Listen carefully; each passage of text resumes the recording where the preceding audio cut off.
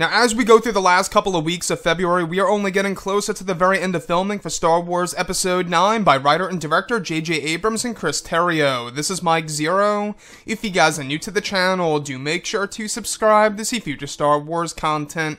Now, one thing that I am personally really looking forward to seeing in this movie is exactly how J.J. Abrams is going to dig into the past of Luke Skywalker, Snoke, Kylo, and even Rey. Now, we do know that this film is really going to connect to not just the prequels and the originals, but also other forms of the Disney canon. Now, these past couple of weeks or so, we've been learning a whole lot more about this film when it comes to some of the set leaks, the set designs, the concept art, and storyboard descriptions, etc. One of which has all to do with a sequence involving both Snoke and Emperor Palpatine. Specifically, a description of what is described as a younger version of Supreme Leader Snoke, described to be sitting in a throne room, next to a figure dressed in a black cloak. It's described the figure is Snoke's old apprentice before Kylo Ren. The next goes over a sequence with Snoke face to face with the messenger version of Emperor Palpatine, just like the one from Battlefront 2 with some minor changes. It's described that Palpatine is revealing secrets of the Empire and backup plans to Snoke. It's implied that this is a short glimpse into Snoke's past, as well as the clues that Palpatine left behind, that Kylo will also use in the present. So I want to go over a couple of parts about this, and as to why it's really piquing my interest for this movie, when it all comes down to exactly what JJ is going to do in order to explore the past of some of the major characters in the sequels. So, first things first, I want to go over this mysterious black cloaked figure that's next to Snoke. Now, this is actually implied to be Snoke's older apprentice before Kylo Ren, an individual that we have yet to see that may very well be the new villain in Episode 9 for all we know.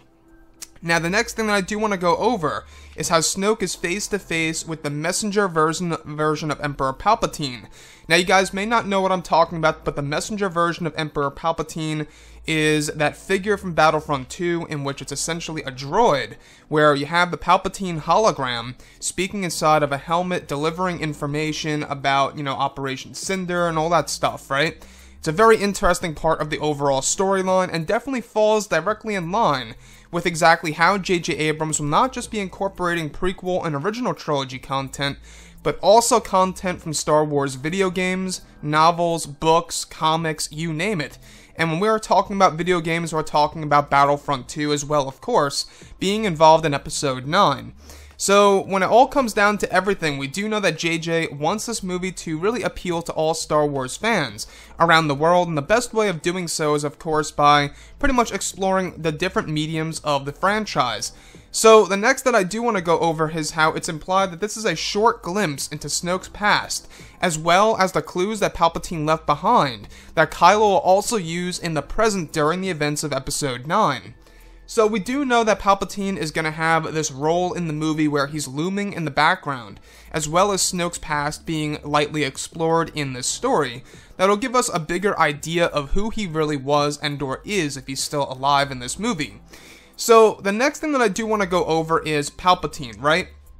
We have been hearing about this for months now, about Palpatine having some kind of big, piece in the actual movie, looming in the background, and I'm starting to wonder on whether or not the Palpatine figure is really going to serve a great purpose with a lot of meaning and substance to these sequences for the character of Kylo Ren. Now, we do know that Kylo comes across a couple of new super weapons that are most likely the World Devastators that were actually pretty much, guided by the remnants of information provided by Emperor Palpatine that Kylo discovers during present time in Episode 9's story.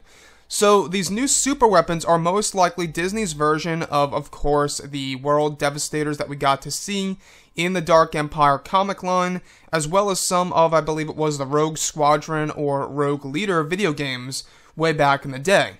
So, the thing here is this, you can see that JJ really wants to connect this film to not just the originals, the prequels, the books, novels, and comics, but also the video games as well. So the messenger version of Emperor Palpatine being a part of this story, not only would it seem very freaky on the big screen, but it also seems like something that J.J. Abrams would really like to explore and would really like to utilize in a Star Wars movie, to show us a very different version of Emperor Palpatine in motion, in an actual body of sorts. It's going to be very interesting to see exactly how they pull this off. Whether it's going to be a practical effect or completely CGI, I'm not quite sure about that.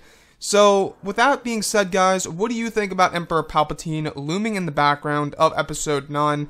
Is it poetic for you guys? Does it make a lot of sense? And also, what do you think about this story and how things are going so far? Do you think that a lot of fans are going to be satisfied by Episode 9? By how this movie is going to have a lot of nostalgia and a lot of fan service pretty much thrown into the story in order for a lot of fans to just have fun with the movie overall.